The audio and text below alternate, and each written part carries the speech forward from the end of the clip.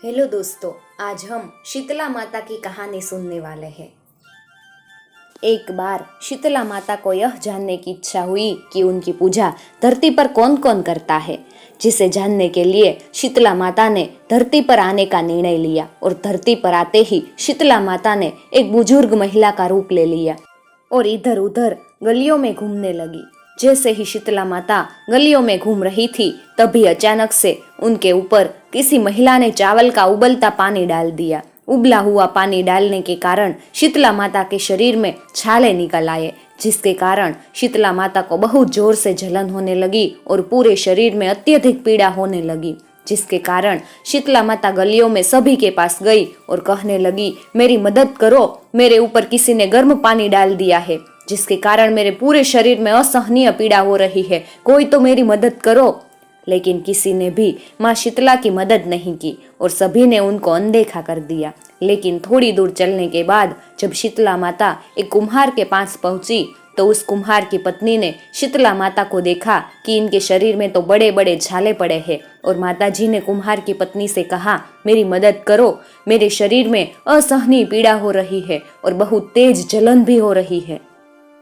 कुम्हार की पत्नी ने शीतला माता को अपने पास बुलाया और उनसे कहा कि माँ जी, आप यहाँ बैठ जाइए। जिसके बाद कुम्हार की पत्नी शीतला माता पर एक मटके से ठंडा पानी डालती है, जिससे उनको जलन में थोड़ी शांति प्रदान हुई। जिसके बाद कुम्हार की पत्नी ने शीतला माता से कहा कि माँ जी, मेरे घर में रबड़ी और दही रखा है जो कल का है, आप इसको खा लीजिए। और शीतला माता जी ने कुम्हार की पत्नी के दिए हुए रात के बासी भोजन को खाया, जिसके बाद उनको दर्द में आराम मिल गया। कुम्हार की पत्नी ने शीतला माता से कहा, माँ जी, आपके बाल तो चारों तरफ से बिखर गए हैं, लाइए मैं आपके बाल को बांध देती हूँ। जैसे ही कुम्हार की पत्नी ने शीतला माता के बालों को बांधना शुरू किया, तो उसने देखा कि उस बुजुर्ग महिला के पीछे भी एक आंख है, जिसको देखकर कुम्हार की पत्नी बहुत डर गई और वहां से भागने लगी। तभी शीतला माता ने कुम्हार की पत्नी को रोका और उनसे कहा, तुम मुझसे डरो नहीं, मैं शीतला माता हूँ, मैं यहाँ देखने आई थी यहाँ पर मेरी कौन कौन पूजा करता है। और ऐसा बोलकर शीतला माता अपने असली रूप में आ गई। जिसके बाद कुम्हार की पत्नी जैसे ही शीतला माता को असली रूप में देखती है, तो वह तुरंत ही शीतला माता के पास गई और कहने लगी, माता, मैं आपको अपने घर में कहाँ पर बिठाऊं, मेरे घर के चारों तरफ तो गंदगी फैली हुई है और बैठने तक की जगह नहीं है। शीतला माता उस कुम्हार की पत्नी के पाले हुए गधे पर बैठ गई और फिर उन्होंने कुम्हार के घर की साफ सफाई कर कुम्हार के घर की दरिद्रता को एक डलिया में भरकर बाहर फेंक दिया। शीतला माता ने उस कुम्हार की पत्नी से खुश होकर कहा कि मांगो, तुम्हें जो वरदान मांगना है, मैं तुमसे बहुत प्रसन्न हूँ। तभी कुम्हार की पत्नी ने शीतला माता से कहा कि माता, आप हमें वरदान इतना ही दीजिए कि आप हमारे गांव में ही निवास करें और जो भी मनुष्य सप्तमी और अष्टमी को आपकी पूजा करे, व्रत रखे और आपको ठंडा भोजन से भोग लगाए, आप उनके घर की गरीबी भी खत्म करें और जो भी महिला आपकी पूजा सच्चे मन से करे, आप उनको आशीर्वाद दे और सभी लोगों को रोग से मुक्त करे। शीतला माता ने कुम्हार की पत्नी की बात मानकर कहा, तथास्तु, तुम्हारा यह वर जरूर पूरा होगा।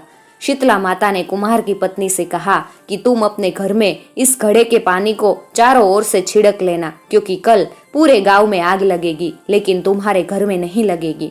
कुम्हार की पत्नी ने शीतला माता की बात मानकर घड़े के पानी को अपने घर के चारों ओर छिड़क लिया। जब अगला दिन शुरू हुआ तो सबके घर में आग लग गई, लेकिन कुम्हार के घर में आग नहीं लगी, जिसे देखकर सभी लोग आश्चर्यचकित हो गए और वह सभी राजा के पास गए और राजा को सारी बात बताई कि उन सभी के घरों में आग लगी है, लेकिन कुम्हार के घर में आग नहीं लगी। राजा भी यह सुनकर बहुत आश्चर्यचकित हो गया।